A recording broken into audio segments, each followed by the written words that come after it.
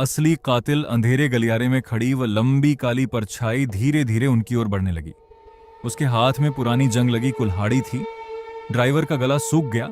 लड़की डर के मारे कांप रही थी, पर अच्छाई कुछ कदम आगे बढ़ी और पहली बार उसका चेहरा रोशनी में दिखाई दिया। वह एक बूढ़ा आदमी था। उसके चेहरे पर गहरे जख्मों के निशान थे, लेकिन उसकी आंखें बिल्कुल काली थीं। वह धीमी आवाज में हंसा और बोला, इतने साल बाद भी तुम दोनों मुझे चैन से नहीं रहने दोगी? लड़की गुस्से में बोली, आज तुम्हारे सारे गुनाह सामने आएंगे। ड्राइवर ने हिम्मत करके पूछा, तुमने इन दोनों को क्यों मारा? बूढ़ा आदमी कुछ पल चुप रहा, फिर बोला, मैंने नहीं, मेरे लालच ने उन्हें मारा। उसने बताया कि 1998 में वह इस मकान का मालिक था। लड़की के पति की मौत के बाद यह मकान उसी और उसके बेटे के नाम हो गया था। वह मकान अपने नाम करना चाहता था, लेकिन लड़की ने मना कर दिया। एक रात उसने दोनों को डराने की कोशिश की, लेकिन बात इतनी बढ़ गई कि मां और बेटे की मौत हो गई। उसने पूरी घटना को हादसा दिखा दिया। पुलिस कभी सच तक नहीं पहुंच सकी। इतना कहकर बूढ़ा आदमी जोर जोर से हंसने लगा। अचानक पूरे मकान में तेज हवा चलने लगी।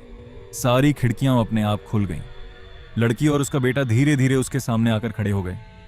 पहली बार दोनों के चेहरे पर गुस्सा साफ दिखाई दे रहा था। बूढ़ा आदमी पीछे हटने लगा।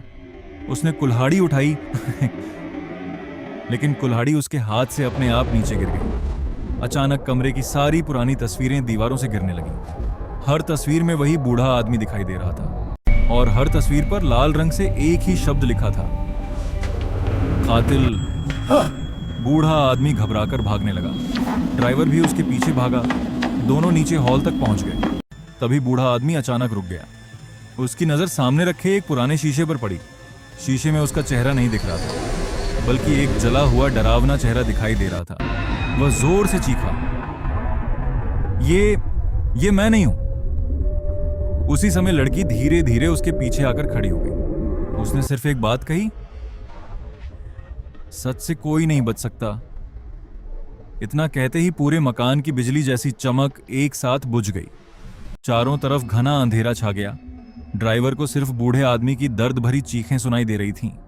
कुछ सेकंड बाद सब कुछ बिल्कुल शांत हो गया। जब ड्राइवर ने दोबारा टॉर्च जलाई तो वहां ना बूढ़ा आदमी था, ये ना लड़की, ना वे बच्चा। फर्श पर सिर्फ एक पुरानी चाबी पड़ी थी। चाबी के साथ एक मुड़ा हुआ कागज रखा था। ड्राइवर ने उसे खोला। उस पर सिर्फ एक लाइन लिखी थी,